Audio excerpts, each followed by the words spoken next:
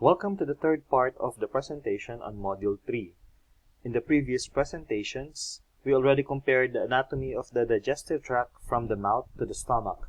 In this lecture, we will focus on the comparative anatomy of the small and large intestines. The intestine is divided into two major segments, the small and the large intestines. Due to the gastrointestinal adaptation and feeding habits of different animals, carnivores have short intestines compared to the long intestines of the herbivores.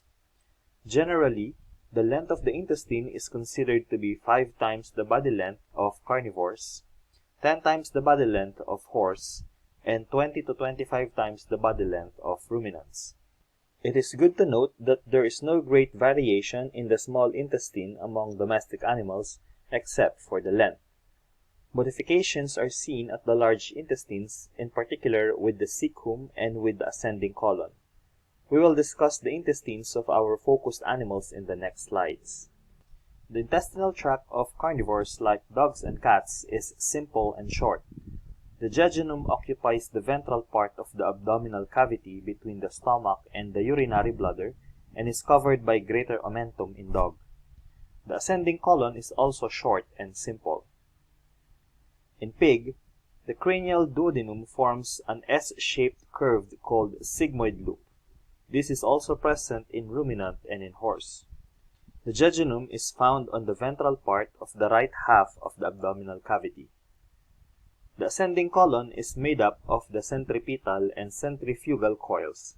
This spiral loop is arranged in a cone shape as shown here. The centripetal is the larger, outer, and sacculated parts.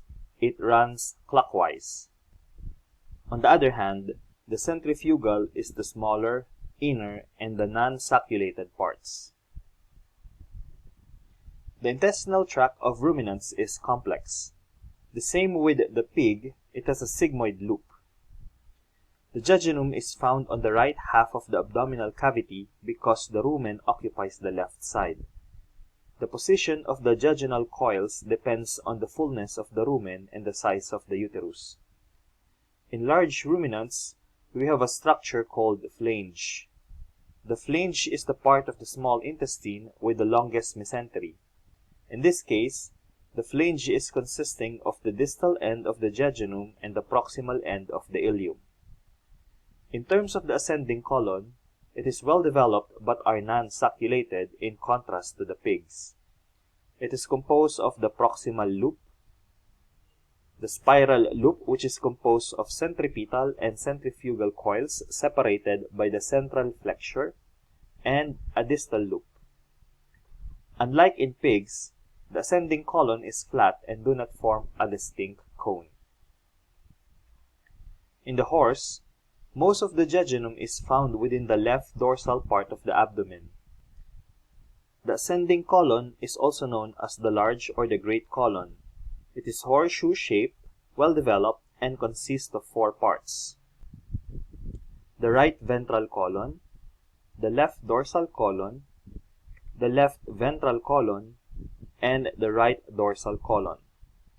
Aside from the location, they can be distinguished from one another by the number of taenia or longitudinal bands. There are 4 in the right ventral colon, 3 in the left ventral colon, 3 in the right dorsal colon, and none in the left dorsal colon. The right dorsal colon is the widest part of the colon and thus referred to as the ampulla coli. In birds, there is a very distinct duodenal loop where the pancreas is located. The jejunum and the ileum are indistinguishable from one another and often termed as jejunoileum. They are arranged in loops in the right quadrants of the body cavity. Located at the midpoint of the jejunum is the Meckel's diverticulum. This is a remnant of the embryonic yolk sac. This is often lacking in chickens and in pigeons and is found only infrequently in ducks and in geese.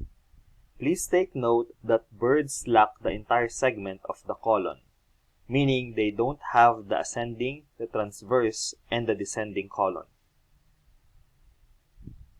The cecum is the first segment of the large intestine. It is a blind tube between the ileum and the colon. Generally, it has a base, a body, and an apex.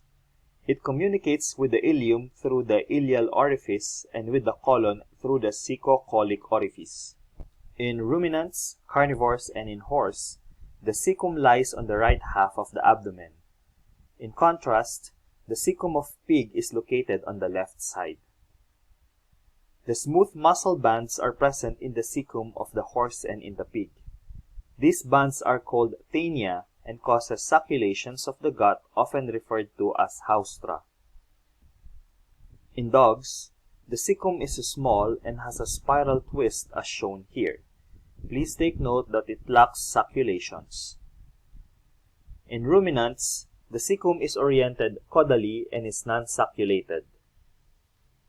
In pigs, the cecum is located on the left side as mentioned, cylindrical as shown here, and oriented caudally and succulated because of the presence of 3 longitudinal bands. In horses, the cecum is very large because it plays an important role in the digestive system of the animal. Horses are classified as hindgut fermenters and the cecum is the organ responsible for such. It is large with a capacity of 30 liters and 1 meter long, comma-shaped, oriented cranially, and succulated because of the presence of 4 longitudinal bands. In contrast to mammals, birds have 2 ceca. They are connected to the terminal portion of the ileum by the iliocecal ligaments. The ceca are particularly well developed in chicken.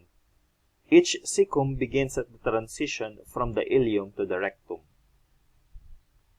Speaking of the rectum is the distal portion of the large intestine, while the anal canal is the terminal part of the alimentary canal, which opens to the outside with the anus. Among the variations in this region is the presence of the anal glands in dogs at the junction of the anus and the rectum. All have ampulla recti or the flask-shaped dilatation at the terminal end of the rectum. In birds, the rectum is a straight terminal portion of the intestine that extends to the cloaca. The cloaca receives the end products of digestion as well as urine and products of the reproductive tract. 2 mucosal folds divide the cloaca into 3 segments. The coprodium is the first and the dilated region that temporarily holds the feces. It is followed by the urodium, which contains the openings of the ureters, and in males, the deferent ducts. In females, the left side of the urodium receives the left oviduct. The proctodium is the last portion where the unpaired bursa of Fabricius, which is important in the bird's immune system, opens in this part. In males, the floor of the proctodium is occupied by the copulatory organ called phallus. And that ends our lecture on the part 3 of this module. You may now continue to part 4, which will compare the liver and pancreas of different domestic animals.